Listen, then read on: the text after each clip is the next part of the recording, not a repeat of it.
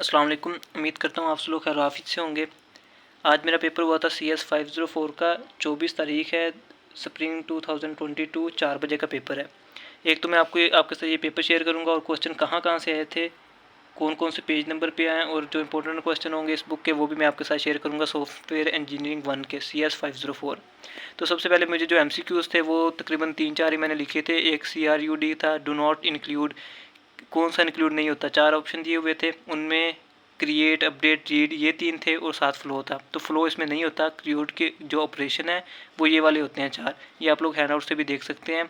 अगर तो आपको शॉर्ट क्वेश्चन आ जाता है तो इसी तरह 4 लिख दीजिएगा। अदरवाइज़ अगर आपको MCQs आता है तो कोई ना कोई ऐसा दिया होगा जो इन चारों में से नहीं होगा, जैसे कि फ्लो था तो मैंने ये लगा दिया था। नेक्स्ट है UML provides are sequence and ये भी इसी तरह था। UML की डेफिनेशन थी और सीक्वेंस एंड कोलाब्रेशन, इस कोलाब्रेशन की जगह उन्होंने लगाया हुआ था, खाली जगह थी यहाँ पे यूज़ केस डायग्राम, कोलाब्रेशन या फिर इस तरह के और 2-4 थे तो उनमें से ये आंसर था। Dash is not type of message of sequence diagram, ये अपडेट। इसमें अब सीक्वेंस डायग्राम के जो मैसेज होते हैं कौन कौन सी टाइप होती है वो मैं आपको यहाँ पे लिखी हुई है शायद। ये देखें, ये इनकी मैसेज की टाइप है। सेक्रोनस, क्रिएट, डिस्ट्रॉय, ये 4 हैं। अगर 4 से अलहदा कोई भी आती है तो वो आप वहाँ पे क्लिक कर सकते हैं कि वो इनमें से नहीं है। बाकी इनको मैं आपको डिटेल से थोड़ा सा समझाऊंगा कि आपने एक और तरीके से भी आपको MCQs आ सकते हैं। नेक्स्ट है software engineering is combination of tools, techniques and dash. ये भी सॉफ्टवेयर की आपको डेफिनेशन मिल जाएगी पेज 6 पे, इसमें प्रोसेस आना था। नेक्स्ट है 3 नंबर का क्वेश्चन आया था, ये स्टेट डाटा बिहेवियर, ये लिखा हुआ था स्टेट डाटा बिहेवियर और नीचे वाली लाइन में था give example of above aspects by consider CP computer process citing as an object. तो स्टेट का मतलब क्या होता है, लाइक प्लेसेस वगैरह। डाटा क्या होता है, नेम, एड्रेस, नंबर। बिहेवियर क्या है, हम क्या करते हैं, वॉकिंग, ईटिंग। बाकी इसको आपने जो ये जवाब आपने ये नहीं लिखना, आप पेज 85 पे जाएंगे और वहाँ से थोड़ा इस टॉपिक को समझ के फिर करेंगे। ये मैं आपको दिखा देता हूँ। ये मैंने पेज 85 ओपन किया हुआ है। इसमें अगर आप और ऑब्जेक्ट प्रोग्रामिंग की डिज़ाइन कंपोनेंट्स को एक दफ़ा रीड कर ले तो आपको इसकी समझ आ जाएगी। बाकी मैंने जो यहाँ से कंसेप्ट दिया है वो मैंने आपको बता दिया है कि एस्पेक्ट्स का मतलब क्या होता है, बिहेवियर का मतलब क्या होता है, डाटा का और स्टेट का मतलब क्या होता है। बाकी आपने इसको एक दफ़ा टॉपिक को कर लेना है। 85 पेज नंबर पे होगा ये। नेक्स्ट है क्वेश्चन, ये भी 3 नंबर का था। Student log in the system and check the schedule. check the schedule, use case diagram above scenario, write one of the post condition। ये पेज नंबर 36 पे आपको मिलेगा। 36 में ओपन करके आपको दिखा देता हूँ एक दफ़ा। Use case diagram,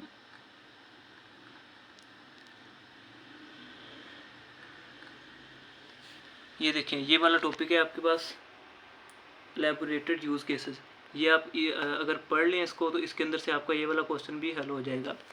next question था 5 मार्क्स का। एक क्वेश्चन मैंने मिस किया था अंदर से, वो याद नहीं है सही तरह कि कौन सा था। नेक्स्ट 22वां क्वेश्चन था meaning of this textual analysis.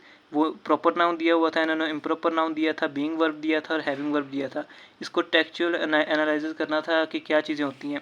तो प्रॉपर नाउन का क्या मतलब होता है, किसी चीज़ का नाम ले देना, जो कि हमने पढ़ा हुआ है पहले भी, उसको प्रॉपर नाउन कहते हैं।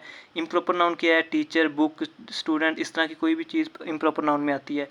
बीइंग वर्ब क्या चीज़ है, is a horse, is a book, is a something, वो बीइंग वर्ब में आ जाएगा। हैविंग वर्ब में फैन, हैज़, विंग्स। ये भी आप 90 पे अगर देखें। इसमें एक और चीज़ है कि ये जस्ट 4 है, आपको कोई और भी आ सकता है। यहाँ पे कोई ज़्यादा लिखे हुए थे, ये भी आप अगर यहाँ से देख के करें। ये देखें, ये मैंने पेज नंबर 90 ओपन किया है। इसमें आप को नज़र आ रहा होगा proper noun, improper noun, doing verb, being verb, having verb, objective and objective phrase. ये भी आपने यहाँ से मॉडल कंपोनेंट और एग्जांपल इनकी कर लेनी है ताकि आपको ज़्यादा क्लियर हो जाए। नेक्स्ट क्वेश्चन था, वो क्वेश्चन है enlist any two limitations of use case diagram या यूज़ केस। ये आपको लिमिटेशन ऑफ यूज़ केस वाला टॉपिक है, पेज 39 पे आपको मिल जाएगा। ये भी आपको याद करने वाला ही है। ये आई थिंक 5-6 लिखी हुई हैं, वहाँ पे आप जितनी मर्ज़ी कर लें, ये आपकी मर्ज़ी है। वो भी आपको एक दफ़ा मैं शो करवा देता हूँ। 39 पेज नंबर, ये 39 पेज नंबर है। Limitation of use case diagram, use cases diagram नहीं है यहाँ पे, लिमिटेशन ऑफ यूज़ केस। ये आपको इसी तरह पढ़ लेंगे इसको तो इंशाल्लाह आपका ये क्वेश्चन भी हो जाएगा। ये भी आपका 5 मार्क्स का क्वेश्चन आया हुआ था, 5 मार्क्स का। नेक्स्ट है, पेपर मेरा इतना ही था। एमसीक्यूज़ ज़्यादातर मुझे नहीं समझ आई फाइल से थे या कैसे थे, बस इतना पता है कि अगर मे भी हैंड आउट्स रीड कर लें तो हो जाएंगे। एमसीक्यूज़ का ज़्यादा नहीं याद रहता। मेन क्वेश्चन जो थे वो मैंने आपको बता दिए हैं। इसके अलावा आपने जो मेन टॉपिक करने हैं, इसको अगर आप हैंड आउट्स अपने ओपन करें ना स्टार्ट से, तो स्टार्ट में आपके टॉपिक के नेम्स लिखे होते हैं, जैसा कि सॉफ्टवेयर इंजीनियरिंग 1 लेक्चर नोट्स। ये देखें, ये कंटेंट टेबल ऑफ कंटेंट लिखा है ना, तो हर टेबल का नाम लिखा हुआ है, जैसा कि ये सॉफ्टवेयर डिज़ाइन है, कपलिंग एंड कोहेशन है ये वाला, और इसी तरह हर के नाम लिखे हुए हैं। तो जो मैं यहाँ पे बता रहा हूँ ना, आपने जस्ट ये वाले कर लेने हैं, इससे इंशाल्लाह आपका पेपर हो जाएगा। एक ये GUL लिखा हुआ है, उसके बाद यूज़ केस, ये इंपॉर्टेंट क्वेश्चन है जो आपको आ सकते हैं। यहाँ पे टॉपिक्स हैं, identify structure, software architecture, software developer, कॉनिन्स conveyance, interaction design, textual analysis, ये जो अभी हमने किया है, आपने ये वाले कर लेने हैं, इंशाल्लाह आपका पेपर इसमें से हो जाएगा। नेक्स्ट आपके पास MCQs के लिए कुछ क्वेश्चंस हैं, MCQs भी, और आपको इससे अपने सब्जेक्टिव पार्ट में भी फ़ायदा हो जाएगा। सबसे पहले है डाटा फ्लो मॉडल। इसमें डेफिनेशंस है, डाटा फ्लो मॉडल कौन कौन से होते हैं। प्रोसेस होता है, एक्सटर्नल एजेंट होता है, एंड डाटा फ्लो होता है। प्रोसेस में क्या होता है, व्हाट आर डिफरेंट प्रोसेस, जहाँ पे प्रोसेस डन ना हो रहा हो, ये आपको MCQs आ सकता है। जहाँ पे प्रोसेस डन हो रहा होगा उसको प्रोसेस कहते हैं। एक्सटर्नल एजेंट कौन सा होता है, outside boundary of the system, उसको एक्सटर्नल एजेंट कहते हैं। डाटा फ्लो क्या है, data flow, data is being stored, ये डाटा स्टोर होगा, डाटा स्टोर है यहाँ पे, डाटा फ्लो नहीं है, स्टोर, जहाँ पे data is being stored for later in travel input for output. और डाटा फ्लो क्या होगा, डाटा फ्लो होता है जहाँ पे डाटा फ्लो हो रहा हो, डाटा फ्लो, जहाँ पे डाटा फ्लो हो रहा हो, फ्लोइंग। नेक्स्ट आ जाएगा सॉफ्टवेयर आर्किटेक्चर। ये आपने डेफिनेशन है याद कर लेनी है। जैसे मैंने आपको पहले बताया कि सॉफ्टवेयर आर्किटेक्चर का टॉपिक आपने मेन जो है उसकी चाहे यूट्यूब से ले लें वीडियो या अपने ही LMS से ले लें, वो आपने ज़रूर कंसेप्ट के साथ क्लियर करना है। The output of the design process is a description of the software architecture. ये तो जस्ट डेफिनेशन है, लेकिन ये आपको हो सकता है कि डेफिनेशन आपको MCQs में आ जाए। सब्जेक्टिव के लिए आपने एक दफ़ा आर्किटेक्चर को पढ़ना ज़रूर है। नेक्स्ट है software engineering is the set of process and tools to develop software, ये भी MCQs ही है। इसके बाद मुझे जो MCQs आया था, अगर आप सॉफ्टवेयर इंजीनियरिंग यही पैराग्राफ ओपन करें अपने हैंडआउट्स में, इससे सेकंड लाइन है जो मुझे उन्होंने MCQs में पूछी थी। ये फर्स्ट लाइन थी जो मैंने अभी पढ़ी है, और उसके बाद ये सेकंड लाइन है हमारे हैंडआउट्स में, software engineering is combination of tools, techniques and process, ये दूसरी लाइन है, टू डेवलप सॉफ्टवेयर, इस तरह कुछ मीन। अगर वो आप सॉफ्टवेयर इंजीनियरिंग वाला भी टॉपिक करते हैं तो उसमें से भी आपको MCQs इस तरह के आएंगे। नेक्स्ट है data, the data on which program operates is also considered as part of the software. डाटा की ये आपको डेफिनेशन आ सकती है कि डाटा क्या चीज़ होती है, और MCQs में जैसे ये जितनी भी चीज़ें हैं ये तमाम आपको MCQs में आने वाली चीज़ें हैं। लेकिन यह है कि इस तरह फुल पढ़ने का मतलब होता है कि आपको कंसेप्ट क्लियर हो जाए, मे बी अगर आपको इसके रिलेटेड कोई चीज़ आती है सब्जेक्टिव पार्ट में तो आप उसको कर सकें। नेक्स्ट है लेवल्स ऑफ सॉफ्टवेयर रिक्वायरमेंट्स।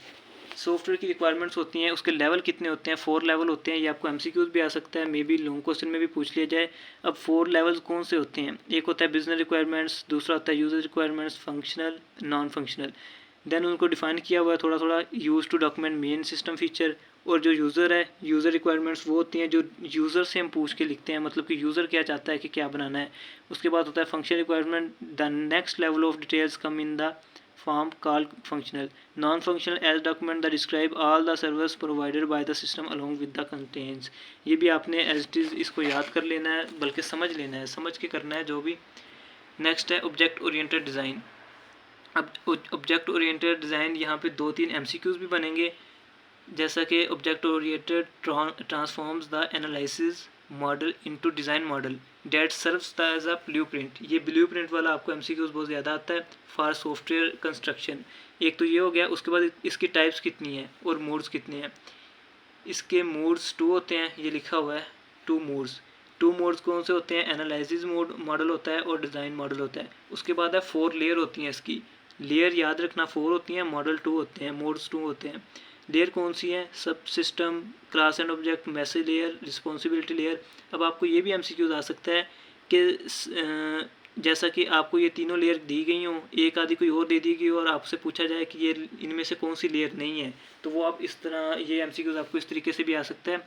ये भी आपने एज इट इज़ कंसेप्ट के साथ याद कर लेना है। ये था object oriented design OOD। Next आपके लिए आ जाएगा object oriented analysis OOA। The intent of OOA is to define all classes, their relationships and their behavior. The first step in any OOA process model is to build an object relationship model।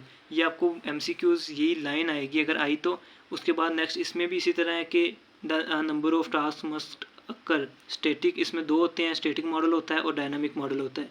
Static model में ये तीन चीज़ें हैं, ये भी आपको MCQs में आ सकती हैं, और डायनामिक में सेनरो डायग्राम आ गई।